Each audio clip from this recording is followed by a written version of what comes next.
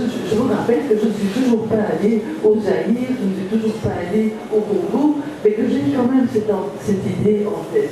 Et quand je suis en Angola, je voyage, je vais jusqu'à la frontière vers sur la route de Kinshasa, de Léopoldville. Je n'irai jamais jusque-là, mais je vais dans l'enclave de Kabila. Et donc, je participe à des voyages ministériels, à des rencontres avec Mobutu. Et je suis de près toutes les disputes, et on aura beaucoup les disputes entre le Zaïre et la Belgique, la remise en cause de la coopération. Alors finalement, je suis invitée à participer à ce que pour certains d'entre vous, les plus âgés, se souviennent peut-être, le fameux débat, le débat de clarification avec les émissaires de Mobutu qui sont envoyés en Belgique. Et nous sommes de simples journalistes et c'est comme un match qui est inégal. Vous avez des boxeurs de première catégorie, des poids lourds, catégorie 1, qui sont les envoyés de Mobutu, qui ont travaillé, Maître Nimi, ils étaient 4 vraiment de très haut niveau, et puis les politiques belges refusent de participer à ce débat, et ils demandent à 4 malheureux journalistes, qui ne sont pas du tout formés pour des débats de ce niveau-là, d'y aller. Et alors, bon, moi je fais partie du lot des 4, et je sais que j'avais potassé mon truc, j'arrive avec toute une documentation, un paquet comme ça, je ne sais pas où la mettre, je l'avais par terre, mais dans un débat télévisé, vous n'avez pas le temps de chercher dans votre documentation, il faut improviser. Et alors, finalement, ce débat sera totalement inégal. Nos interlocuteurs sont meilleurs que nous, il faut bien dire, plus informés, plus documentés, ce sont de bons orateurs, mais nous, le débat est retransmis en même temps à Bruxelles et ici, dans ce qui était le Zaïre, avec des réactions différentes. Le public belge dit aux journalistes, vous étiez nuls, vous ne connaissiez pas vos dossiers, ils étaient meilleurs que vous, ils étaient plus éloquents et tout. Il y a des inégalités sociales, que le pays ne se développe pas. Et à un moment donné, un de mes collègues flamands, il met les pieds dans le plat vraiment et il dit, vous savez quoi, nous on n'aime plus votre dirigeant, c'est un électrochoc. Et après, donc les réactions sont différentes. Et après, lorsque je me retrouve dans les rues à Kinshasa, les gens m'ont vu à la télévision et disent « Waouh, bravo, vous avez quand même osé dire ce que nous on pense, mais qu'on n'ose pas dire tout haut dans ce pays, parce qu'il y a la NR, il y a la police, et vous, ben oui, nous on est en Belgique, avec le président Mobutu, sauf une fois, un intermédiaire est venu chez moi en me disant, voilà, le président vous propose une rencontre en privé, oui, une interview en privé, une interview en tête-à-tête. En tête-à-tête, je dis, c'est vraiment intéressant. Je dis, en tout cas, moi je vous dis, je vous promets que tout ce qu'il dit, tout, je vais l'enregistrer et tout, jusqu'à la moindre virgule, je vais le publier. Et le monsieur dit, mais non, il dit, non, justement, c'est pas pour être publié. Alors moi, je fais la bête, je dis, mais écoutez, si c'est pas pour être publié, alors quel est l'intérêt? Si je ne veux pas le publier, si je ne veux pas écrire, c'est quoi? Mais non, alors l'intermédiaire. Mais non, dit madame, vous ne comprenez pas, c'est un entretien en tête-à-tête au coin du feu, entre vous. Bah, je dis au coin du feu, pas besoin d'aller au coin du feu, il y a 40 degrés, c'est pas la peine, je fais l'idiote quoi. Et puis je dis, puis en tête-à-tête, si je ne peux pas écrire, ça ne m'intéresse pas, donc ça ne va pas. Et après l'intermédiaire revient et dit, bon, il m'avait dit que ça ne marcherait pas avec vous, il m'avait prévenu, il dit, mais bon, madame, j'ai quand même essayé. Et après, d'autres gens rigolent et me disent, bon, ben, tu n'as pas compris qu'il voulait un peu te convaincre avec d'autres arguments, ben, les deux sous-tables, etc. Mais tout ça, ça ne marche pas et c'est pas la peine. Et donc, en fait, j'ai jamais rencontré le président Mobutu en tête-à-tête. Par contre, quelques années plus tard, moi, j'ai suivi le génocide au Rwanda, ça c'est une autre histoire difficile de mes relations avec la France.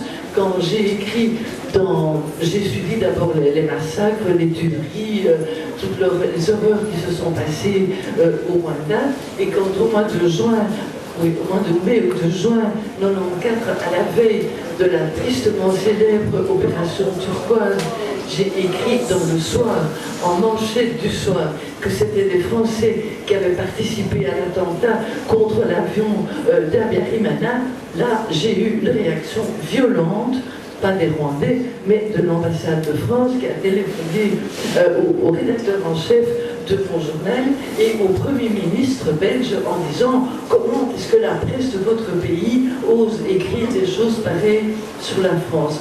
Et là, le Premier ministre belge de l'époque, qui a raconté l'histoire après, a répondu aux Français textuellement, bon, écoutez, moi j'ai un Quai d'Orsay, bon, moi je ne sais pas comment ça se passe en France, mais en tout cas je vous informe qu'en Belgique, la presse est libre et que moi je suis le Premier ministre et que je n'ai rien à dire au journal Le Soir, que si vous n'êtes pas d'accord, vous écrivez au journal Le Soir, vous protégez, mais en tout cas moi, Premier ministre, débrouillez-vous, moi je n'ai rien à leur dire. Juste dire qu'à cette époque, on a cambriolé chez moi, on a piqué mon ordinateur, comme par hasard on a volé mon ordinateur, et j'ai quand même quelques soupçons, je me demande d'où ça vient. Ce sont aussi des choses qui peuvent arriver, les choses ont basculé, tout le monde connaît ici la rive. Mes amis, et bien regardez, vous allez voir vos amis, bon ça va, vous pouvez passer. Il m'a laissé passer. Et je suis arrivée à Goma, et là, avec le comité international de la Croix-Rouge, et quelle est la différence entre Gaza, entre Saké, entre le Nord Kivu? C'est qu'à Gaza, il n'y a pas beaucoup de journalistes en territoire palestinien, mais il y a quand même des images, il y a des télévisions, il y a quand même, vous voyez tous les soirs, des images du désastre, de la tuerie, des destructions, vous le voyez sur vos écrans. Et que ce que j'ai vu dans les faubourgs de Saké, ce sont les mêmes images qu'à Gaza. Mais là, il n'y avait pas de télévision, il n'y a pas d'image. Et donc moi, j'ai publié mes petits récits, toujours dans mon journal, et je crois que maintenant, il y a en Belgique, en tout cas, des télévisions qui veulent aller, qui veulent filmer. Il ne faut pas que ce qui se passe là-bas reste comme un conflit de deuxième catégorie. C'est vraiment une grande guerre, beaucoup d'horreur, beaucoup de souffrance parmi les civils, et que maintenant, en Belgique, je vais terminer avec ça, en Belgique, grâce à la presse, mais aussi grâce à la mobilisation des Congolais qui vivent en Belgique, de la diaspora congolaise, de ce que moi j'appelle le soft power. Il n'y a pas que les journalistes qui véhiculent l'information. Il y a aussi, aujourd'hui, les temps ont changé, il y a les réseaux sociaux, il y a des réseaux différents qui sont des réseaux parallèles. Et toute la diaspora congolaise qui est en phase avec ce qui se passe dans le pays, elle répercute la vérité. Il y a parfois des exagérations, des choses qui sont un peu excessives, mais quand même, on répercute l'information sur cette guerre, on est informé, et le soft power, ce sont les joueurs de football qui font le geste désormais célèbre, ce sont les musiciens et tout, et donc, l'information aujourd'hui ne passe plus uniquement par les journalistes, elle passe aussi par les citoyens qui répercutent les choses et qui sont solidaires de leurs compatriotes.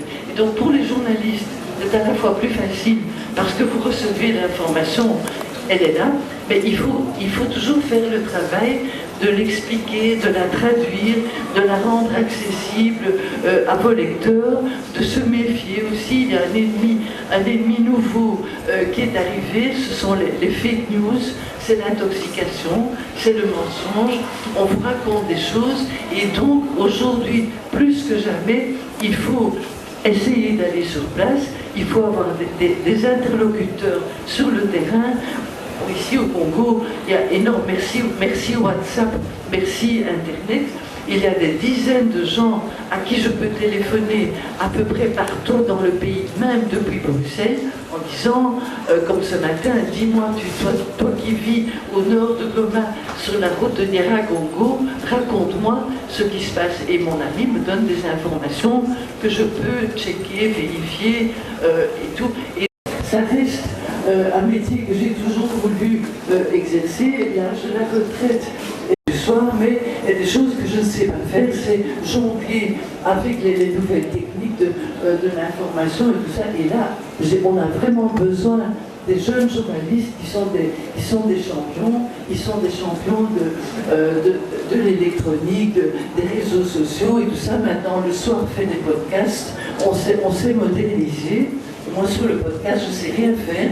Donc, tout c'est un métier qu'on peut pratiquer avec bonheur pendant très longtemps.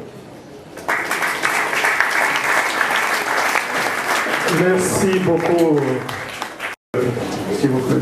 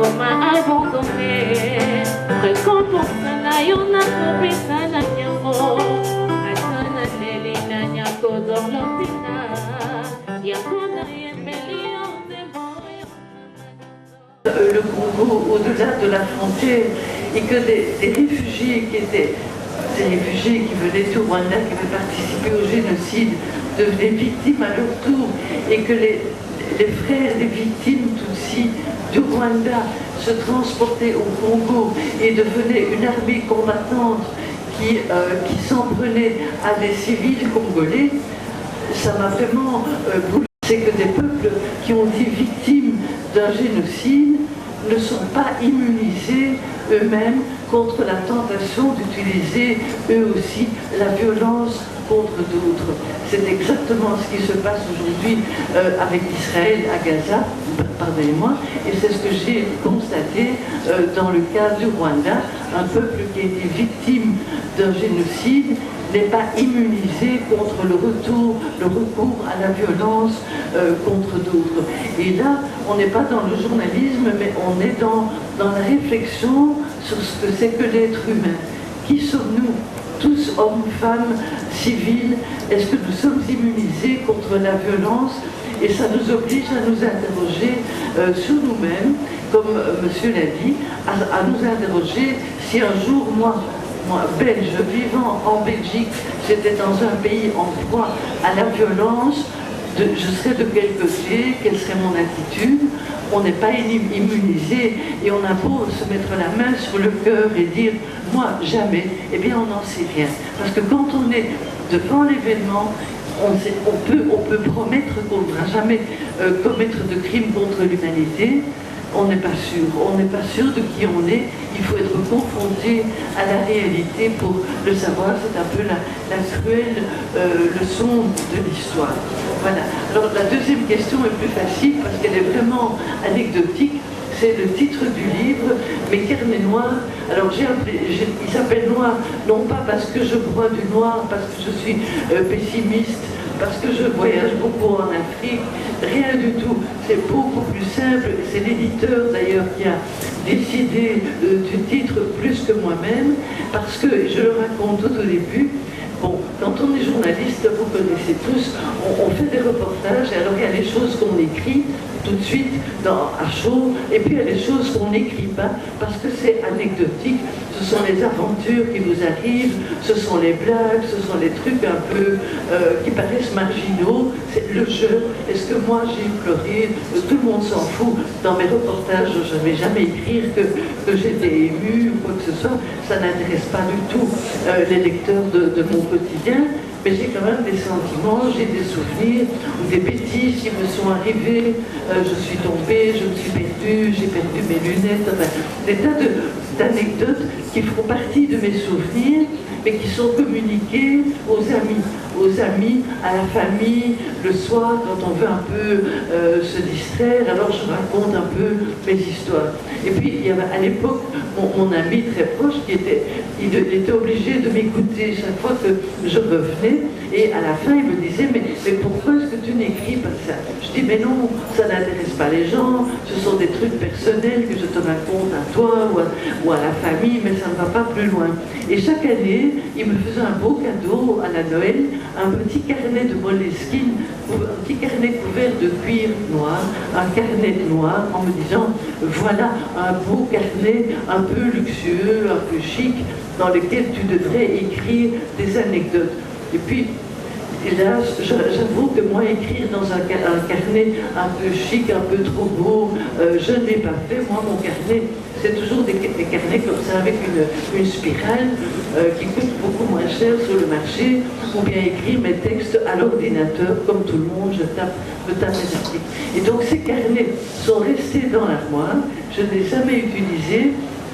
Mais un jour, lorsque l'ami en question a disparu, je me dis quand même, j'aurais dû, j'ai pas été gentille, j'aurais dû commencer à raconter mes trucs par écrit. Et alors, j'ai pas touché aux carnets qui sont toujours là, mais j'ai touché mon ordinateur. J'ai commencé, comme tout le monde, à taper mes histoires sur mon ordinateur en me disant, dans le meilleur des cas, ça va intéresser la famille, les amis, comme ça, ils auront un peu quelques souvenirs un peu personnels.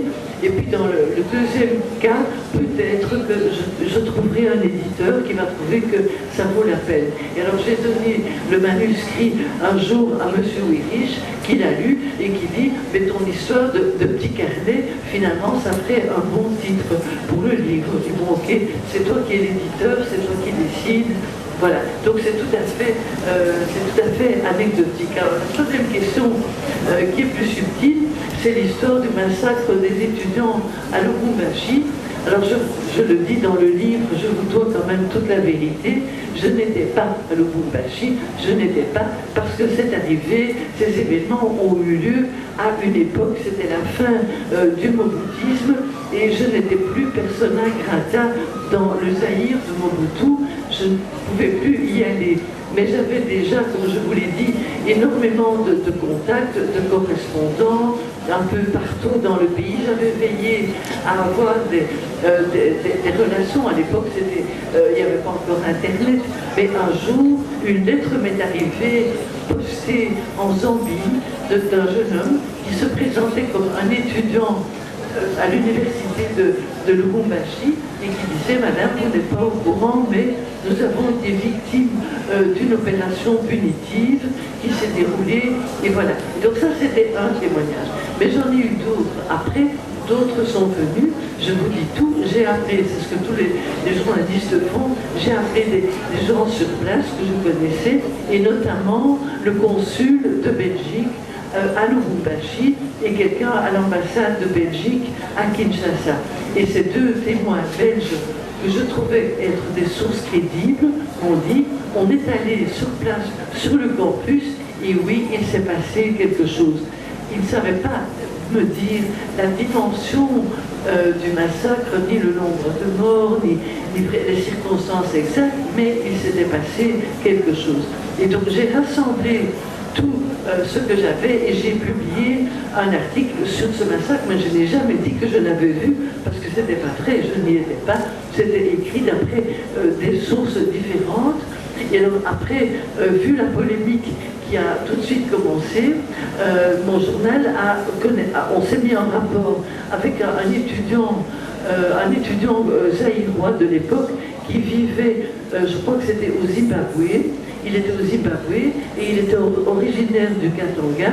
Et il a dit, moi je suis un étudiant en journalisme, ça pourrait arriver à n'importe lequel d'entre vous. Il m'a dit, je suis aïrois, je suis étudiant au Zimbabwe, j'ai les moyens, si vous me payez le billet de train, j'ai les moyens de me rendre à Lubumbashi, d'y passer une semaine, je parle toutes les langues locales, je peux aller à l'université, je peux parler avec les étudiants. Donc c'était un collègue journaliste, le soir à financer, il est allé, c'est comme si vous disiez un journaliste freelance, il est allé, il a fait son reportage, et lui aussi a conclu qu'il s'était passé quelque chose qui n'était pas un massacre de centaines, de milliers d'étudiants, ça n'est pas vrai, mais il y avait eu un règlement de compte violent à l'université et nous avons publié son témoignage. Mais alors après, évidemment, les conséquences ne sont plus de ma responsabilité, c'est que la Belgique, là je vous dis un peu l'aspect politique des choses, c'est que la Belgique, elle était fatiguée de Mobutu, elle avait envie de rompre avec le Zaïre de Mobutu parce que la guerre froide était terminée, le vieil allié des Européens, Mobutu, l'homme fidèle aux Occidentaux, tout ça, on n'avait plus besoin de lui. La guerre froide était finie, on connaissait d'autres chefs d'État en Europe, un certain Museveni, d'autres leaders, on avait envie de travailler avec eux, et au fond, la période de Mobutu, elle était terminée en 1990, et on ne s'en rendait pas compte. Et que pour la Belgique, cyniquement, la Belgique a dit ok, le Lubumbashi, ça c'est le massacre de trop. Il y avait eu des crimes avant sur lesquels la Belgique avait fermé les yeux, qu'elle avait passé à peu près sous silence, et tout d'un coup, c'est politique. On s'est servi de cela, on l'a monté en épingle, on a réagi à Kinshasa. Le président a dit, si c'est comme ça, j'annule la coopération avec la Belgique. La Belgique aurait pu faire comme elle faisait d'habitude, dire, bon, vous ne voulez plus de la coopération, on va discuter, qu'est-ce que vous nous reprochez, on va discuter. Elle n'a pas fait ça, elle a envie de partir. Elle a dit, ah, vous voulez qu'on parte? Ok, on saisit l'occasion, on rompt la coopération, on s'en va, et la Belgique est partie. Et je terminerai avec ça, elle est partie, elle a abandonné le Zaïre de Mobutu, mais elle a aussi abandonné la population zaïroise. Et lorsque les choses se sont développées, la fin du régime de Mobutu, la première guerre et la deuxième guerre, la Belgique n'était plus là parce qu'elle avait d'autres priorités qui étaient faire du commerce ou de la coopération avec l'Asie, avec la Chine. La Belgique n'était plus là et il a fallu attendre 10 ans. Le fait que Louis Michel revienne au pouvoir en 1999 pour que tout d'un coup, ce pays qui était devenu la République démocratique du Congo reprenne sa place sur la carte et redevienne une priorité de la politique étrangère de la Belgique. Entre-temps, il y avait eu une parenthèse dramatique de 8 ou 9 ans avec les conséquences que vous connaissez et le nombre de victimes que vous connaissez aussi. Général académique, merci Madame Colette Brandman. Vos écrits oscillent pour l'essentiel autour de l'expérience politique vécue en Afrique en général et en République démocratique du Congo que vous racontez, mais également sur la communication politique parce que là, vous mettez l'accent sur les échanges d'informations relatives à la conquête et à l'exercice du pouvoir en Afrique en général et en République démocratique du Congo. Mais j'ai aimé ce que vous venez de dire et ce que vous avez dit. En ma qualité d'internationaliste et professeur d'histoire politique du Congo, sciences politiques et communication politique, vous avez parlé de la colonisation. Oui, la colonisation, je considère ça, moi, comme enseignant, le plus grand péché des Congolais. Pourquoi je l'ai dit? Nous sommes, sans la volonté des Congolais, déjà en 1885, donné au roi des Belges, Léopold II, sans nous demander la permission. Les habits ont poussé la Belgique, Léopold II a cédé les Congo en 1908. Nous sommes devenus une province de la Belgique. Et vous l'avez dit ici, la Belgique nous a abandonnés. J'ai dit non, la Belgique ne nous a pas encore abandonnés parce que nos ressources intéressent encore la Belgique et l'Occident. En 1940-45, la Deuxième Guerre mondiale éclate. C'est là que la Belgique commet un péché grave. Lesquels? La Belgique, avec le roi Léopold III, envahi par l'Allemagne. Le roi Léopold III va s'exiler à Londres. Mais il va chercher le soutien des Anglais et des Américains pour sauver la Belgique de l'occupation allemande. Mais celui-là va hypothéquer l'uranium du Congo en 1942 avec le projet Manhattan. C'est cette vérité-là que nous devons dire, qu'on n'arrive pas à dire aujourd'hui. L'exploitation de l'uranium du Congo, l'exclusivité est donnée aux Américains et aux Anglais. Alors, Lumumba, qui est Premier ministre, que vous aimez d'ailleurs, va payer le prix de cet uranium-là. Parce qu'il va dire quoi, Lumumba? Que les Congolais reprennent le contrôle de leurs ressources. Cela ne met pas à l'aise les Occidentaux. Mobutu, en 1971, il va parler de la zaïrianisation, comme vous avez dit. C'est à partir de là qu'il va aussi commettre un péché vis-à-vis des Occidentaux. Laurent Désiré Kabila est arrivé. Vous connaissez très bien l'histoire comme moi. Et aujourd'hui, Félix-Antoine Tshisekedi Tshilombo également, puisqu'il a pris la décision que les Congolais puissent contrôler les ressources du Congo, c'est tout un problème. Alors ici, ma préoccupation, c'est celle de vous demander, madame, vous avez une longue expérience dans les écrits. Moi, j'ai lu vos écrits depuis 1992 parce que je préparais ma thèse de doctorat sur les études stratégiques à l'ère de la mondialisation, exigence pour la préservation de l'intérêt national du Congo. Et j'étais à l'obligation de vous lire. J'ai lu beaucoup de vos écrits. J'ai compris, mais aujourd'hui, je vous pose la question, madame, pourquoi les silences de la Belgique? Parce que pour moi, le Congo fit une province de la Belgique sans la volonté des Congolais. En 1908, je souligne. C'est le roi Baudouin qui va signer l'arrêté royal en 1958 pour nous donner la citoyenneté avant qu'on ne devienne indépendant. Notre problème ne commence pas avec l'indépendance. Notre problème commence avec la Belgique, puisque le roi Léopold III avait hypothéqué notre uranium. J'ai lu les projets Manhattan, vous connaissez cela comme moi, c'est là le vrai problème. Mais pourquoi la Belgique nous lâche aujourd'hui? Pourquoi, madame Bragman, vous ne voulez pas écrire que la Belgique siège, parce que Bruxelles se siège de l'Union européenne? Je sais que vos écrits nous séduisent. Séduisez la communauté internationale pour leur dire la vérité par rapport à ce que la Belgique a fait, parce que nous méritons la réparation. J'ai dit, je vous remercie.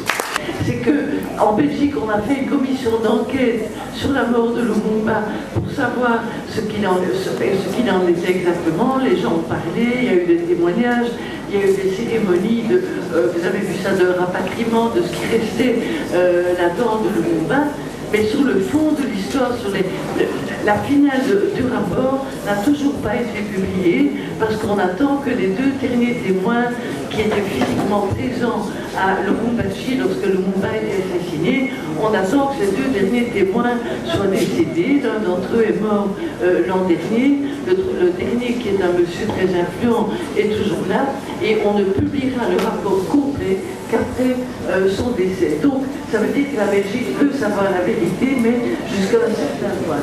Deuxième information, le Parlement belge a travaillé dans une commission parlementaire pendant 2 ans sur la colonisation, tout ce que M. dit est fait. On a aligné les chiffres, les faits, les violences, les accusations. Tout ça a été dit, tout ça a été consigné par écrit, mais la Chambre, donc le Parlement belge aujourd'hui, a refusé la publication du rapport sur la colonisation. Et avant de partir, j'ai encore fait des articles là-dessus, à tel point que mon journal, on avait reçu ce rapport par des voies électroniques détournées, et que notre journal a même pensé le publier pour le porter à la connaissance du public.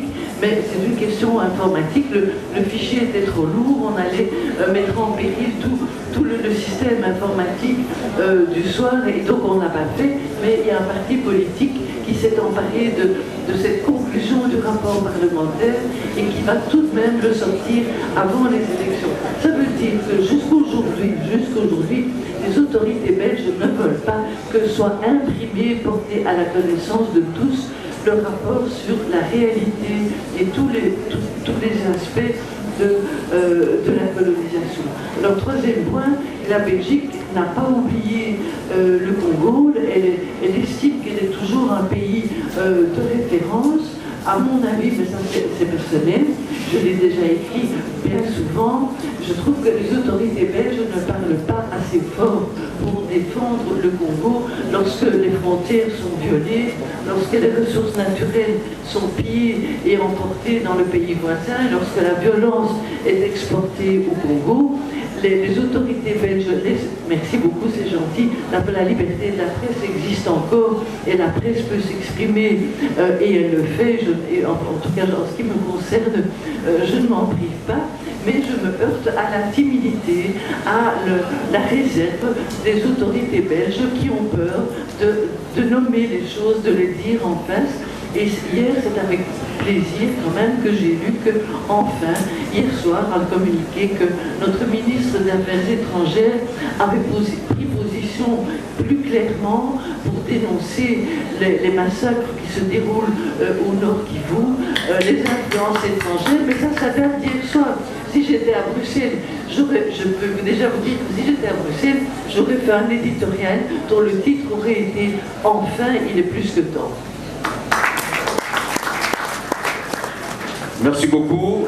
Il est plus que temps. Je signale que Mme Brackman m'a pratiquement supplié que nous puissions nous arrêter avant 15 heures, puisqu'elle a rendez-vous avec une chaîne de télévision qui n'est pas loin d'Eliphasic.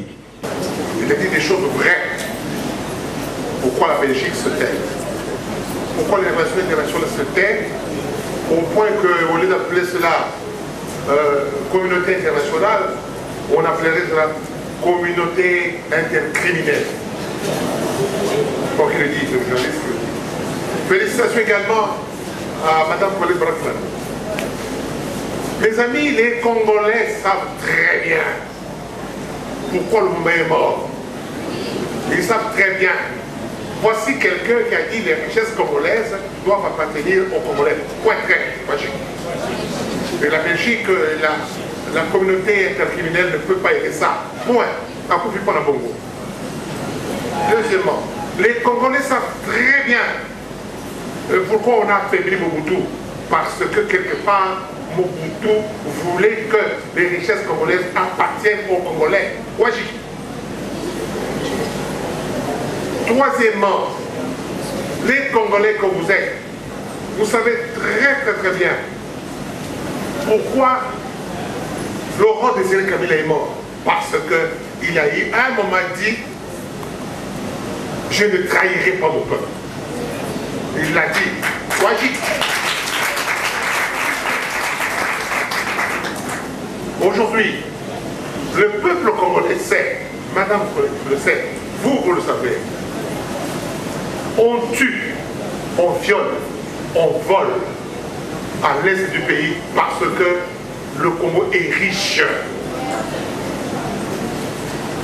Le Congo est riche. Le Congo n'a jamais été au Rwanda pour voler, pour violer. Au Congo, jamais. Il n'y a pas d'ailleurs de femmes là-bas pour violer. Ensuite, donc, le silence de la communauté internationale fait partie d'un projet complotiste pour balkaniser le Congo. Et vous devez savoir ça. Et ensemble avec Mme Colette Brackman, nous savons très bien que, et il l'a dit, pourquoi on se tait? Parce qu'il y a d'autres intérêts. Ces intérêts, c'est parce qu'on veut avoir la main libre. On va avoir la main libre sur les richesses du Congo. Mais ce n'est pas pour nous. Nous n'avons pas mis ces richesses chez nous. Et quand ils ont dit, c'est à nous. Mais toute personne qui viendra au Congo, qui ce qu'il soit-il, qui mettra le veto sur les richesses du Congo pour que ces richesses appartiennent au peuple congolais, à vous en trouver. Pourquoi on ne le dit pas? Madame Brackman a osé le dire dans ses livres. Si un leader, je termine par là, un leader a voulu ou a réparé les femmes, je ne sais pas si les femmes se réparent, ça c'est un langage journalistique, l'homme qui répare les femmes. Mais le Congo n'est pas une femme pour réparer. Le Congo n'est pas une femme, vous allez réparer quoi? Vous allez réparer quoi? Qu'est-ce qui est brûlé? Je ne suis pas marié à tout cela. J'ai encore un nouveau-né qui n'a que 2 semaines. On le fait cadeau à Madame Brackman.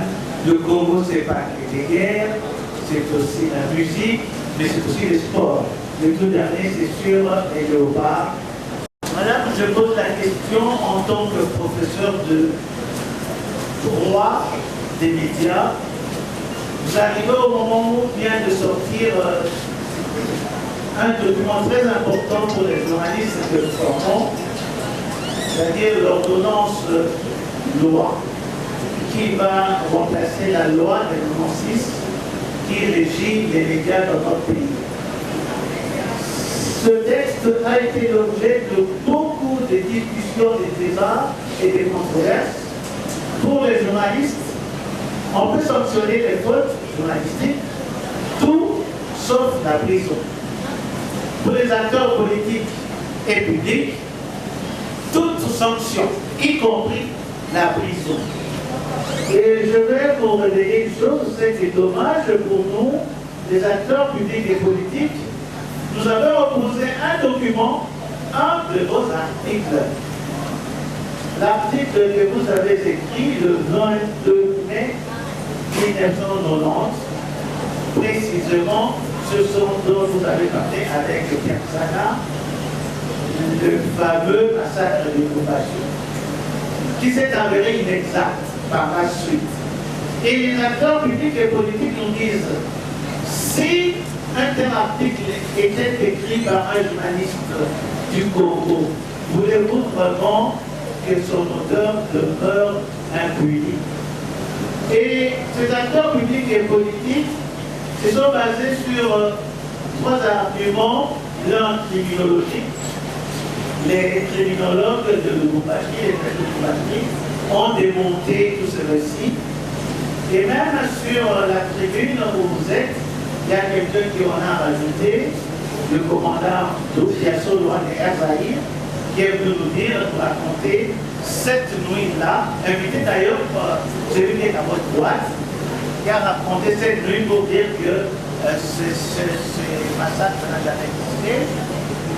Il y a aussi d'autres arguments, c'est l'appel fait par la commission Kassoussou à la conférence nationale, qui a démontré qu'il n'y avait pas massacre, et surtout, disent les politologues, le reniement de Gous Carriban de lui-même. Parce que c'est lui qui a envoyé la note, dit-il lui-même, à son ami, le ministre des Affaires étrangères, Marc Esquins, auquel vous faites allusion dans cet article du 22 mai 1990, pour lui raconter le charnier, légitimement. Les journalistes peuvent accepter des sanctions s'il y a des fautes avérées. Et ces fautes-là doivent relever de quoi? De l'inexactitude des faits, de leur partielle ou mauvaise interprétation, ou ces fautes peuvent être simplement celles qui nous renvoient au droit pénal, c'est-à-dire le tort fait à autrui. Nous sommes intéressés par savoir, pour nous armer, avoir des arguments pour opposer aux acteurs publics et politiques qui, pour eux, ne veulent pas exclure la prison pour les journalistes qui sont fautifs. Alors, la première chose que j'ai envie de dire, c'est qu'il y a encore du pain sur la planche, que les journalistes ont encore du travail, mais les circonstances ont changé. Aujourd'hui, on a plus de moyens d'investigation qu'on en avait en 90, surtout quand on ne pouvait pas se rendre sur les lieux. Et je veux dire, en Belgique, le professeur a parlé du droit pénal.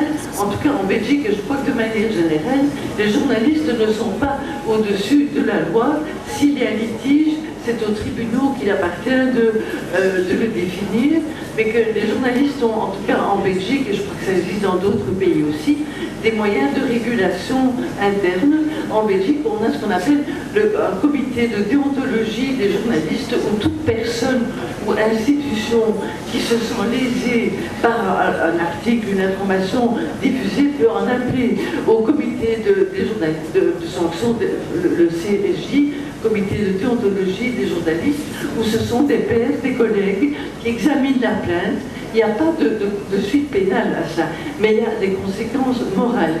C'est que des collègues examinent la plainte, on écoute le pour, le contre, l'accusation, la défense, le journaliste peut s'expliquer, ses accusateurs aussi, et puis le comité de déontologie publie son jugement, il est public, qui doit être publié dans le journal d'origine du journaliste, dans la presse aussi, et c'est une sorte de, si on est condamné, c'est une sorte de sanction morale par les pairs. Ça n'est pas pénal, il ne faut pas payer d'amende ou quoi, mais c'est une sanction lourde qui pèse sur la réputation du journaliste. Donc ça, c'est un moyen qu'on a trouvé. Alors, je reviens brièvement sur 1990. À l'époque, moi je n'avais pas les moyens de me rendre sur place à Lubumbashi parce que j'étais interdite de faire mon métier. Je ne pouvais pas me rendre sur le terrain dans ce qui était le Zaïre de l'époque. Et je l'ai déjà dit, nous avons fait confiance à un journaliste local qui a fait le travail pour le soir. Et on a eu, alors on discutait sur le plan légal, on a dit, compte tenu des informations dont nous disposons, de l'accumulation de témoignages convergents, on a publié un article qui était, entre guillemets, raisonnablement prudent. Alors, on a eu un procès avec un homme d'affaires que vous connaissez tous, du Katanga, et le procès en Belgique s'est terminé par ça. On a fait preuve d'une prudence raisonnable et le tribunal a refusé en Belgique de statuer sur le fond. Mais il y a tout le contexte politique, c'est que la classe politique en Belgique, je le répète, avait décidé, pour des raisons qu'elle connaît, que vous devinez aussi, de terminer avec le régime Mobutu, et donc toute occasion pour l'accabler était bonne, et elle a été probablement exagérée. On s'est servi de cette excuse pour rompre la coopération. On en avait envie depuis longtemps.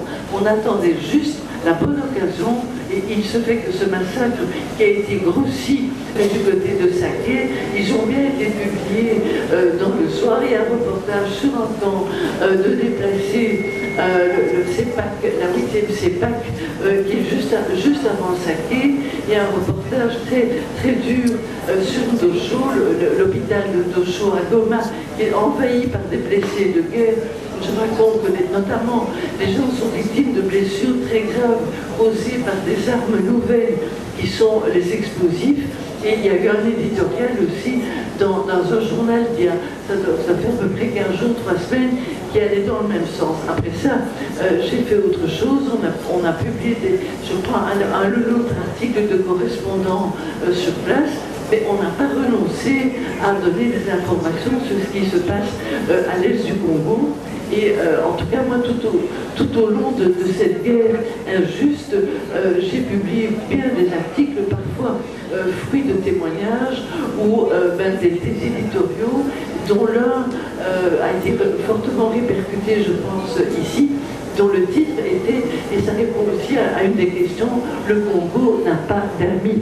Ça veut dire que le Congo est un pays riche dont le monde entier lorgne sur ses richesses, que ce soit les pays d'Asie, les pays d'Europe, l'ancienne puissance coloniale et la Belgique.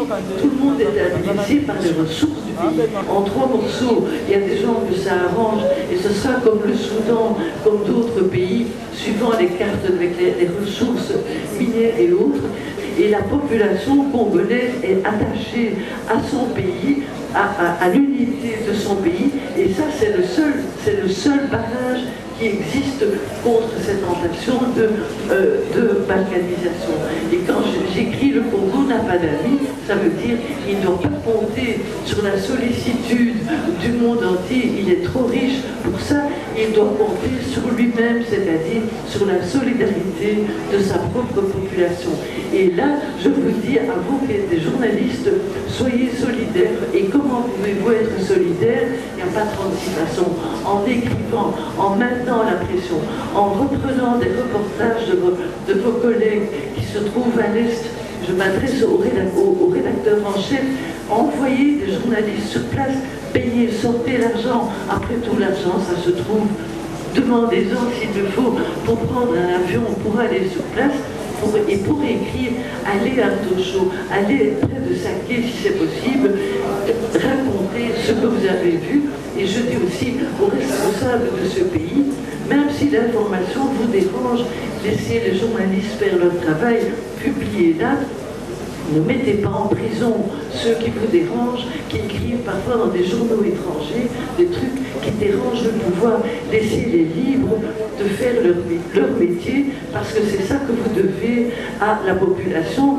Cette bonne information, c'est aussi le ciment de la solidarité qui contribue à l'unité du pays et à sa résistance face à toutes les forces qui veulent l'agresser et qui parient sur cette balkanisation à laquelle moi je ne crois pas. Moi je pense que le Congo va rester entier, mais que ce sera l'œuvre de tous les Congolais et pas des autres. Nous arrivons à la fin de cet événement combien grandiose, et je pense que, comme dans chaque village, il y a toujours le sage, le dernier patriarche qui reprend la parole.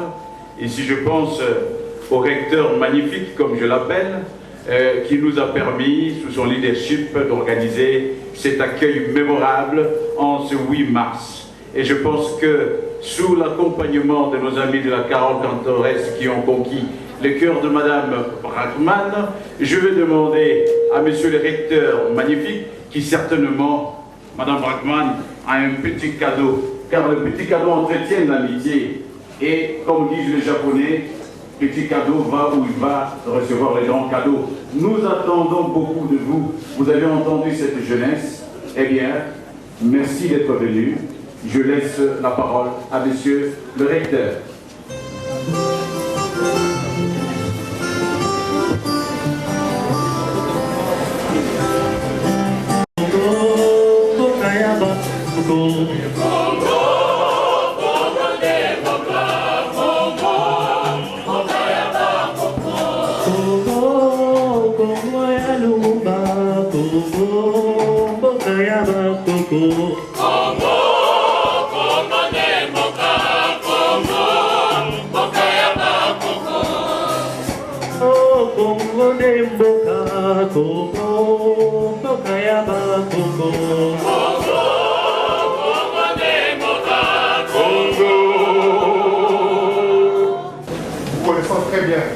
Vraiment logique, que vous étiez une fille du Congo, une femme au Congo, et aujourd'hui vous luttez fortement.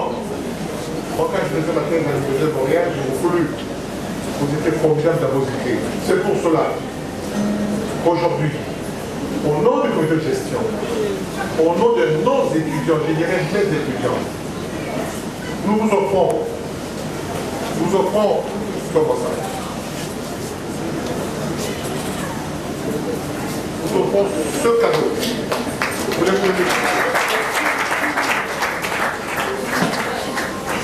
Vous voyez ça, madame? Vous avez ça, madame? Ça, c'est une femme. C'est une femme qui porte en son sein l'Afrique. Elle est bien habillée. Quand vous étiez jeune, vous étiez toujours bien habillé. Et sur votre livre, vous êtes bien habillé. Voilà. C'est une fière femme, digne de son frère. Les Africains pensent, le Congolais particulièrement, pensent que vous les faites très bien. Très bien. Nous vous le prenons. Mais moi, j'ai écrit un livre devant vous où je vous ai cité énormément. Conflit et guerre au Congo des Grands Lacs de 1965 à nos jours. Je vous demande de le lire tout en vous prélassant. Voilà, je vous salue. Merci beaucoup. Je voulais vous accueillir. Merci pour Madame l'accueil. Wajidi, bonne chance.